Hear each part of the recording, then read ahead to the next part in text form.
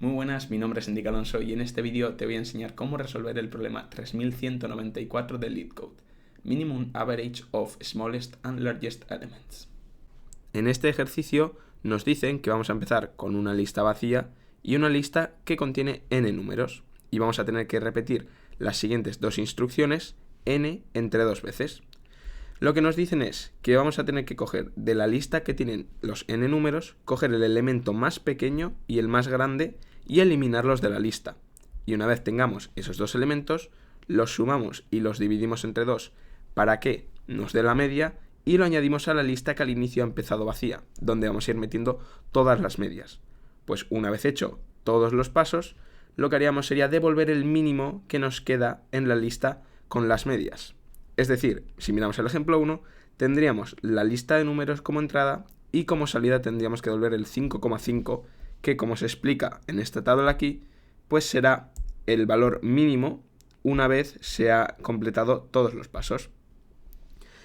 Si hiciésemos la fuerza bruta, pues básicamente podríamos hacer estos pasos, las n entre dos veces, que sería encontrar los valores más grandes, sumarlos y calcular la media y añadirlo a la lista de las medias, es decir, calcular la media y añadirla, y eliminarlos de la lista. Y pasar al siguiente paso, hacer lo mismo, calcular el más grande y el más pequeño, sumarlos, hacer la media, añadirlo a la lista de las medias y eliminarlos de la lista original. Y así sucesivamente hasta que nos quedemos sin números y cojamos el valor mínimo. La complejidad de esto sería una complejidad temporal de n al cuadrado y una complejidad espacial de n, ya que estaríamos utilizando una lista donde vamos a ir metiendo nuestra solución, bueno, todas las medias hasta luego coger nuestra solución, porque nuestra solución es simplemente un número. Pero básicamente podemos resolverlo cambiando dos cosas. Lo primero es, no vamos a utilizar una lista donde vayamos a guardar todas las medias. Simplemente vamos a tener una variable min donde vamos a ir guardando el valor mínimo. Por ejemplo, min al inicio costaría infinito porque no tenemos ningún valor. Pero luego pasaría a valer 8, ya que en este paso valdría 8 porque es el valor mínimo, la media mínima que hemos encontrado hasta ahora.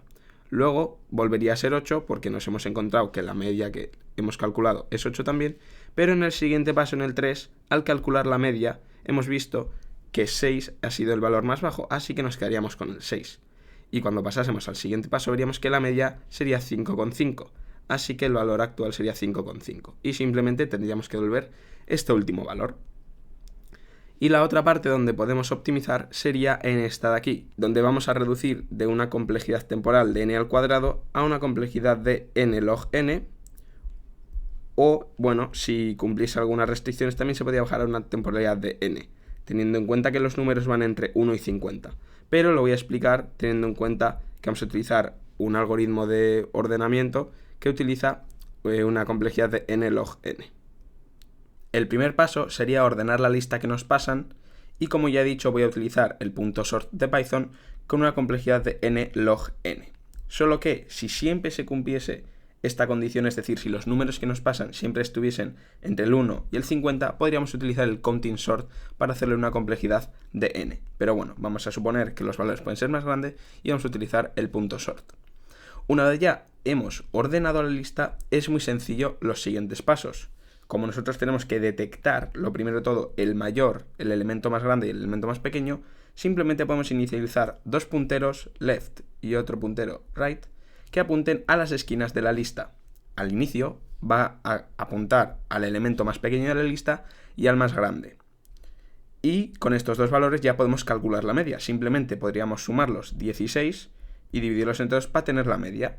Pero nosotros, como queremos almacenar la media más pequeña, vamos a hacer una cosa. Y en vez de calcular siempre la media, solo vamos a calcular la suma. Es decir, yo aquí en esta lista, como hemos visto antes, en vez de tener el 8, luego dos 8, luego meter un 6 y luego meter un 5.5, yo podría haber guardado las sumas. Es decir, no guardar la media, sino que guardar aquí 16, aquí 12 y aquí 11. Sería lo mismo, los mismos números, pero sin ser divididos entre 2. Entonces, en vez de ir dividiendo en cada uno de ellos, yo podría quedarme con el valor más pequeño, que es 11, y antes de enviarlo, dividirlo entre 2 para obtener el 5,5. Simplemente por eso vamos a sumar los valores, obtendríamos 16, y en este caso nuestro mínimo, que hemos tenido hasta ahora, nuestro mínimo average, que era infinito al inicio porque no habíamos encontrado ningún número, pues va a pasar a valer 16. Y una vez ya hemos cogido el valor más grande y el más pequeño, como los vamos a eliminar entre comillas de la lista, lo que vamos a hacer es pues pasar nuestros punteros, el izquierdo a la derecha y el derecho a la izquierda, haciendo como que estos dos números ya no existen y pasando a los siguientes otros dos valores más pequeños y más grandes. Entonces, en este punto, cogeríamos el 3 y el 13, volveríamos a hacer la suma y obtendríamos otro 16. Iríamos a nuestra variable que tiene la media mínima y como es el mismo valor, pues no lo reemplazaríamos. Entonces, decrementaríamos otra vez el puntero de la derecha e incrementaríamos el puntero de la izquierda, calcularíamos la media y conseguiríamos un 12. Una vez tenemos el 12, vamos a nuestra variable y vemos que el valor es menor. Así que pues ponemos el valor 12 y seguiríamos moviendo nuestros punteros, llegando hasta esta posición donde sumamos 4 y 7, obtendríamos el 11 y volveríamos a reemplazar la variable con el mínimo. Y ahora, una vez ya hemos llegado a este punto, cuando vayamos a decrementar el puntero de la derecha e incrementar el de la izquierda, lo que pasaría sería que nos encontraríamos en esta situación. Entonces lo que haríamos sería, cuando veamos que L está en el mismo punto que R, que no va a pasar porque nos dicen que N es par, pero bueno, vamos a poner esa condición que si se pasa de R o es igual, entonces que pare. Y en ese momento ya tendríamos nuestra solución, que sería la que tendríamos que devolver, pero no el valor, sino que el valor dividido entre 2. Ahora sí que tendríamos nuestro 5.5, que sería la solución que tendríamos que enviar. Pasando al código, lo primero que tendríamos que hacer sería ordenar nuestra lista. Luego también inicializamos nuestros dos punteros left a 0 y right a la longitud de la lista -1. Y luego también vamos a inicializar nuestra variable min_average, que al inicio va a valer 101. ¿Por qué? Porque el valor máximo como mucho va a tener el valor 50. Entonces, cuando sumemos los dos valores, como máximo será 100. Así nos aseguramos que min_average al inicio va a ser mayor que cualquier suma que se pueda dar. Por ello luego vamos a utilizar un bucle while y vamos a decir que se ejecute mientras que L siga siendo menor que R, para que en el punto en el que se crucen, pues se pare el bucle.